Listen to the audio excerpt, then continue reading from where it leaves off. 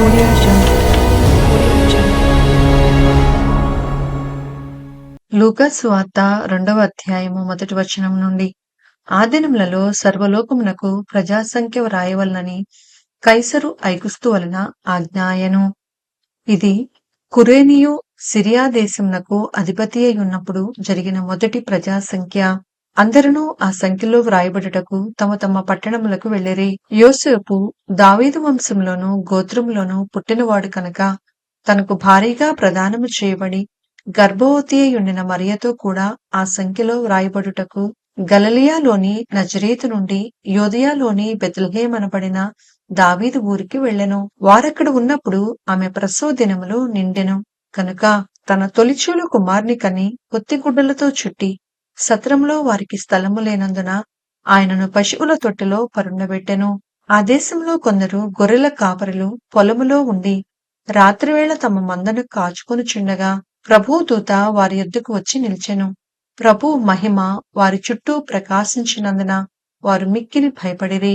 అయితే ఆ దూత, భయపడకుడి, ఇదిగో ప్రజలందరికీ కలుగబో మహా సంతోషకరమైన సువర్తమానము నేను మీకు తెలియచేయుచున్నాను. దావీదు పట్టణమందు నేడు రక్షకుడు మీ కొరకు పుట్టియున్నాడు. ఈయన ప్రభు అయిన క్రీస్తు. దానికిదే మీ కానవాలు.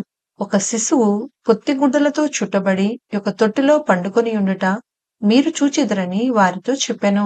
వెంటనే పరలోక సైన్య సమూహము ఆ దూతతో కూడా నుండి సర్వోన్నతమైన స్థలములలో దేవునికి మహిమయు, ఆయనకిష్టులైన మనుషులకు భూమి మీద సమాధానమును కలుగునుగాక అని దేవుని స్తోత్రము చేయుచుండెను. ఆ దూతలు తమ యొద్ద నుండి పరలోకమునకు వెళ్లిన తరువాత ఆ గొర్రెల కాపరులు జరిగిన ఈ కార్యమును ప్రభువు మనకు తెలియజేయించి ఉన్నాడు. మనము బెత్లెహేము వరకు వెళ్లి చూతుము రండని ఒకనితోనొకడు చెప్పుకొని త్వరగా వెళ్లి మరియను యేసోపును తొట్టిలో పండుకొని ఉన్న శిశువును చూచిరి. వారు చూచి ఈ శిశువును గూర్చి తమతో చెప్పబడిన మాటలు ప్రచురము చేసిరి. గొర్రెల కాపరులు తమతో చెప్పిన సంగతులను గూర్చి విన్న వారందరూ మిక్కిలి ఆశ్చర్యపడిరి. అయితే మరియా ఆ మాటలన్నయూ తన హృదయంలో తలపోసుకొనుచు భద్రము చేసుకొనెను.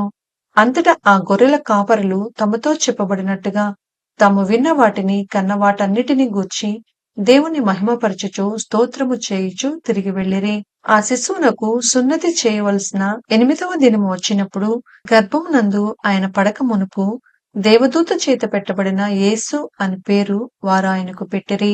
మోషే ధర్మశాస్త్రము చొప్పున వారు తమను శుద్ధి చేసుకుని దినములు గడిచినప్పుడు ప్రతి తొలిచూలు మగపిల్ల ప్రభువుకు ప్రతిష్ఠ చేయబడవలెను అని ప్రభు ధర్మశాస్త్రమందు వ్రాయబడినట్టు ఆయనను ప్రభువుకు ప్రతిష్ఠించుటకును, ప్రభు ధర్మశాస్త్రమందు చెప్పబడినట్టు గువ్వల జతనైనను 2 పావురపు పిల్లలనైనను బలిగా సమర్పించుటకును వారు ఆయనను యెరూషలేమునకు తీసుకొని పోయిరి.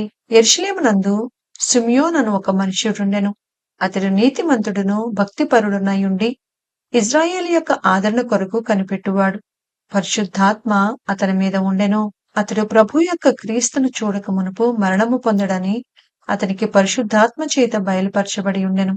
ఆత్మవశుడై అతడు దేవాలయంలోనికి వచ్చెను.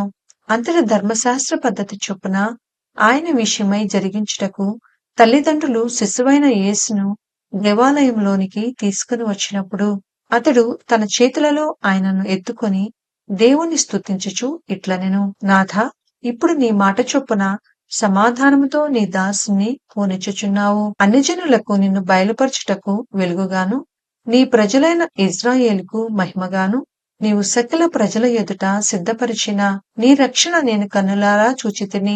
యేసోపును ఆయన తల్లియు ఆయనను గూర్చి చెప్పబడిన మాటలను విని ఆశ్చర్యపడిరి. సిమియోను వారిని దీవించి, ఇదిగో అనేక హృదయాలోచనలు బయలుపడినట్లు ఇజ్రాయేలులో అనేకులు పడుటకును తిరిగి లేచుటకును వివాదాస్పదమైన గుర్తుగా ఈయన నియమింపబడి ఉన్నాడు. మరియు నీ హృదయంలోనికి ఒక ఖడ్గము దూసుకుని పోవునని ఆయన తల్లి అయిన మరియతో చెప్పెను. మరియు ఆషేరు గోత్రికురాలును పనూయేలు కుమార్తెయునైన అన్నా అను ఒక ప్రవక్తియుండెను. ఆమె కన్యాత్తము మొదలు 7 ఏండ్లు పెనిమిటితో సంసారం చేసి బహుకాలము గడిచినదై 84 సంవత్సరములు విధవరాలయుండి దేవాలయము విడువక ఉపవాస ప్రార్థనలతో రేయింబగళ్ళు సేవ చేయుచుండెను. ఆమె కూడా ఆ గడిలోనే లోపలికి వచ్చి దేవుని కొనియాడి యెరూషలేములో విమోచన కొరకు కనిపెట్టుచున్న వారందరితో ఆయనను గూర్చి మాట్లాడుచుండెను. అంతటి వారు ప్రభు ధర్మశాస్త్రము చొప్పున సమస్తము తీర్చిన పిమ్మట గలిలయలోని నజరేతను తమ ఊరికి తిరిగి వెళ్ళిరి. బాలుడు జ్ఞానముతో నిండుకొనుచు ఎదిగి బలము పొందుచుండెను. దేవుని దయ ఆయన మీద నుండెను. పస్కా పండుగప్పుడు ఆయన తల్లిదండ్రులు ఏటేటా యెరూషలేమునకు వెళ్ళుచుండువారు. ఆయన 12 వాడయున్నప్పుడు ఆ పండుగను ఆచరించుటకై వాడుక చొప్పున వారు యెరూషలేమునకు వెళ్ళిరి. ఆ దినములు తీరిన తరువాత వారు తిరిగి వెళ్ళుచుండగా బాలుడైన యేసు యెరూషలేములో నిలిచెను. ఆయన తల్లిదండ్రులు ఆ సంగతి ఎరుగక ఆయన సమూహములో ఉన్నాడని తలంచి ఒక దిన ప్రయాణము సాగిపోయి తమ బంధువులలోనూ నిలవైన వారిలోనూ ఆయనను వెతుకుచుండిరి. ఆయన కనబడనందున ఆయనను వెతుకుచు యెరూషలేమునకు తిరిగి వచ్చిరి. 3 దినములైన తరువాత ఆయన దేవాలయంలో బోధకుల మధ్య కూర్చుండి వారి మాటలను ఆలకించుచు వారిని ప్రశ్నలు అడుగుచూ ఉండగా చూచిరి. ఆయన మాటలు వినిన వారందరూ ఆయన ప్రజ్ఞకును ప్రత్యుత్తరములకును విస్మయముందిరి. ఆయన తల్లిదండ్రులు ఆయనను చూచి మిక్కిలి ఆశ్చర్యపడిరి. ఆయన తల్లి, కుమారుడా, మమ్మును ఎందుకీలాగు చేసితివి? ఇదిగో నీ తండ్రియు నేనును దుఃఖపడుచు నిన్ను వెతుకుచుంటిమని ఆయనతో చెప్పగా, ఆయన మీరేలా నన్ను వెతుకుచుంటిరి? నేను నా తండ్రి పనుల మీద నుండవలెనని మీరెరుగరా? అని వారితో చెప్పెను. అయితే ఆయన తమతో చెప్పిన మాట వారు గ్రహింపలేదు. అంతటా ఆయన వారితో కూడా బయలుదేరి నజరేతునకు వచ్చి వారికి లోబడి ఉండెను. ఆయన తల్లి ఈ సంగతులన్నిటినీ తన హృదయంలో భద్రము చేసుకొనెను.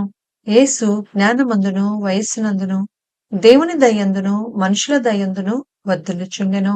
లూకా సువార్త 3వ అధ్యాయము 1 వచనం నుండి.